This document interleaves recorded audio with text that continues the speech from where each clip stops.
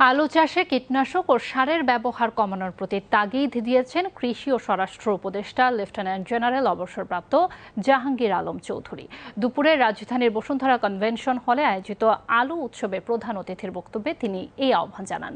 Bangladesh cold storage association 2 দিন ব্যাপী এই উৎসবের আয়োজন করে। ধানের পরে আলু বাংলাদেশের দ্বিতীয় অর্থকরী কৃষিপণ্য উল্লেখ করে উপদেষ্টা বলেন, আলু মানুষের দৈনন্দিন খাদ্য তালিকার অপরিহার্য অংশ, কিন্তু তা উৎপাদনে অতিরিক্ত কীটনাশকের ব্যবহার মানুষের শরীরে ক্ষতিকর প্রভাব ফেলছে। পাশাপাশি কমছে জমির উর্বরতা। এ সময় উৎপাদন খরচ বিবেচনায় আলুর ন্যায্য মূল্য নিশ্চিত করতে সংশ্লিষ্টদের প্রতি আহ্বান জানান কৃষি উপদেষ্টা।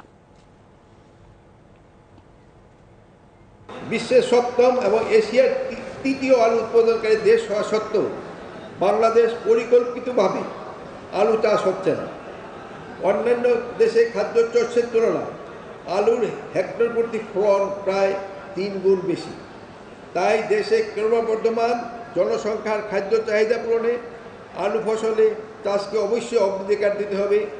আলুর চাষকারী কৃষক, ভোক্তা, ব্যবসায়ী, হিমাগার মালিক, আলু রপ্তানিকারক, আলু প্রক্রিয়াজাতকরণের সাথে সংশ্লিষ্ট কারখানা, আলু থেকে বহুবিধ খাবার তৈরির সঙ্গে সংশ্লিষ্ট ব্যক্তিবর্গ সকলের স্বার্থ সংরক্ষণ, দেশে আর্থসামাজিক উন্নয়ন এবং দেশের অর্থনৈতিক প্রবৃদ্ধি বৃদ্ধির বিষয়ে আলুর যে অমিত সম্ভাবনা রয়েছে তা কাজে লাগাতে হবে। 2 দিনের এই আলু উৎসবে সারা দেশের প্রায় 500 আলু চাষি, বাজারজাত ও প্রক্রিয়াকরণ প্রতিষ্ঠান, দেশি বিদেশি ক্রেতা ও উদ্যোক্তা প্রতিষ্ঠান উৎসবে অংশগ্রহণ করেছে। আগামীকাল এই উৎসব শেষ হবে।